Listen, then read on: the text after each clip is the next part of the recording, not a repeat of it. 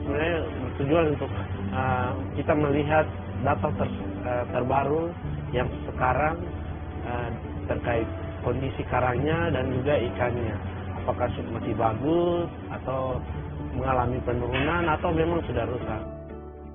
Nah, dengan adanya monitoring ini kita menyiapkan data yang cukup banyak sebagai landasan bagi pemerintah, bagi masyarakat untuk menentukan pengelolaan yang efektif atau menentukan langkah-langkah strategis melindungi sumber daya dari ancaman.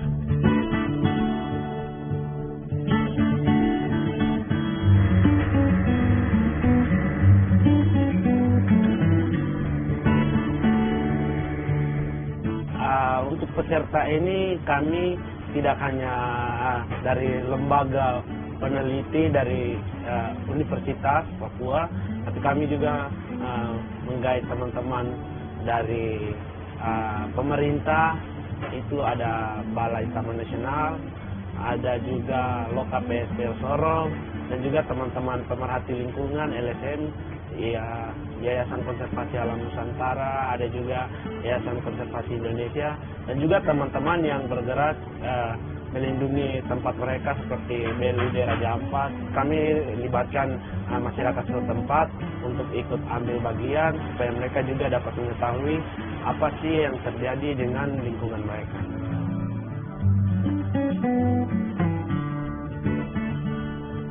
Nama saya Immanuel Mofu. Saya di kegiatan ini saya ditugaskan untuk pengambilan data karang.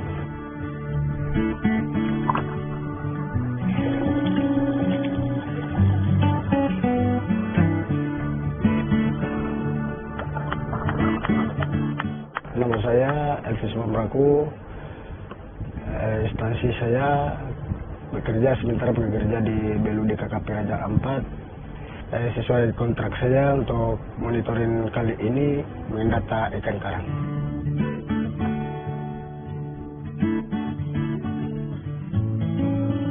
Jadi penyelam itu dibagi menjadi beberapa tugas. Yang pertama ada tim ahli untuk mengambil data karang, kemudian ada tim ahli untuk mengambil data ikan, dan juga kualitas air.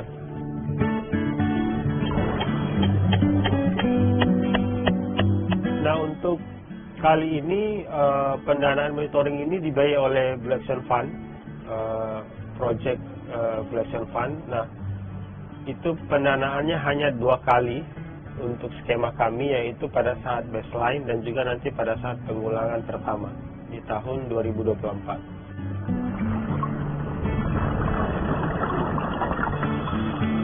Harus dilakukan monitoring berkala supaya datanya akan terupdate terus dan kita akan tahu kondisinya, perubahannya di tiap periode.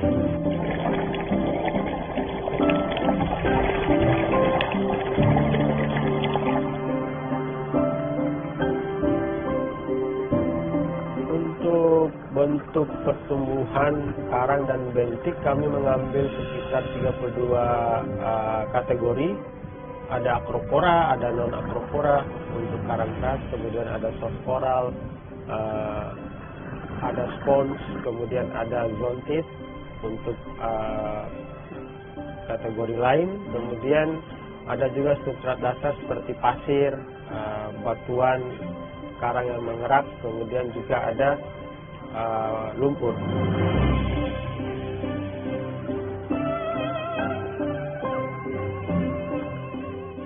Jadi untuk memasukkan data di dalam form atau slide yang diambil dalam air itu ikan target yang minimalnya ukuran dari 5-10 cm, kemudian lebih dari itu juga 15-20 ke atas, dan juga sampai ke longsin itu ikan target yang agak lebih besar lagi. Lebih khusus dia dominan kepada ikan pelagis seperti mungkin bubara, tenggiri, dan lain sebagainya.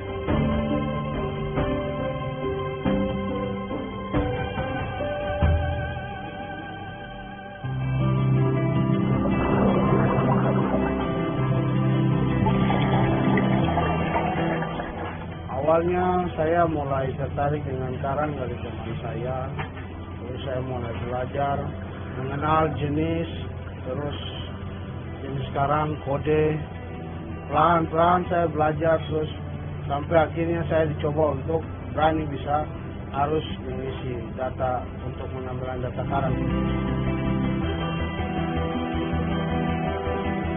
Saya untuk pendidikan latar belakangnya cuma putus SMA tengah jalan. Kelas 2 saya sudah putus sekolah. Jadi untuk berkurang pendidikannya memang tidak ada, hanya saja saya belajar untuk mengidentifikasi ikan dan mengambil data ikan di dalam air itu hanya lewat otodidak saya sendiri. Kalau skill yang untuk monitoring itu yang pertama kita semangat, terus berani hadapi tantangan untuk mengambil data dan jangan pernah untuk menyerah.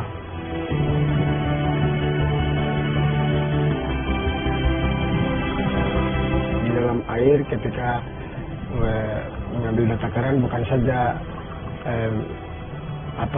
mengambil data target ikan karangnya saja, tetapi melihat habitat-habitat lain. Kalau memang ada kamera yang saya bawa di dalam air, bisa difoto atau bisa juga di video, seperti mungkin ada bekas-bekas bom atau bibit yang mungkin kuning seperti ada macam Napoleon, hiu dan lain sebagainya.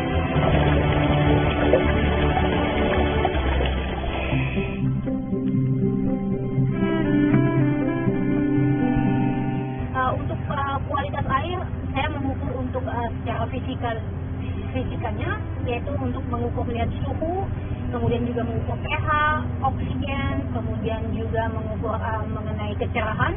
Kemudian secara untuk kimianya, Agustin juga mengambil sampel air untuk mengukur kadar nitrogen, fosfat, ataupun yang lain-lainnya. Itu namanya air faktometer, itu kita digunakan untuk mengukur salinitas atau kadar keasinan air laut. Jadi meskipun air laut itu asin, tapi kadar keasinan itu sendiri bisa berbeda persennya berapa.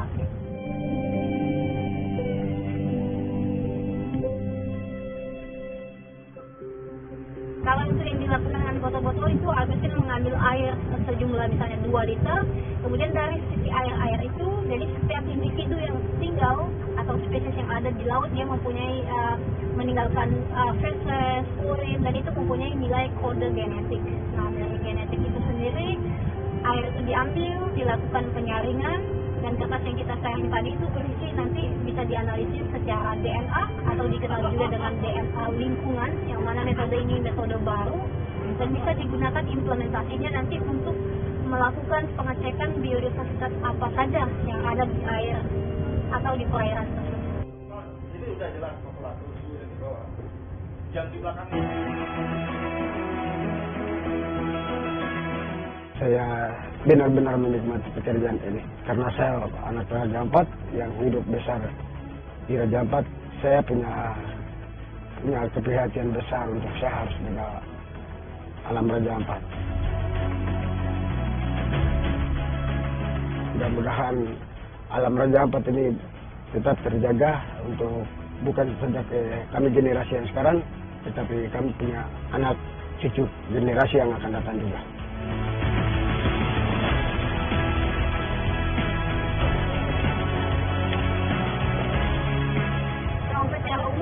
Perairannya masih baik sekali, untuk dari kualitas airnya masih dalam indikasi bagus. Kalau menurut peraturan yang diterbitkan oleh Kementerian Lingkungan itu masih bagus sekali. Kemudian masih banyak juga hewan-hewan yang mungkin yang bisa kita temui di sini.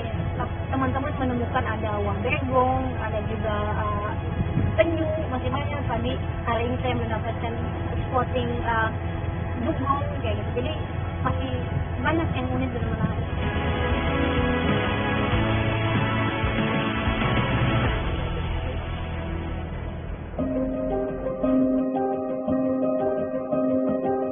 Tentunya kegiatan ini data-datanya bisa dimanfaatkan sebaik-baiknya oleh pemerintah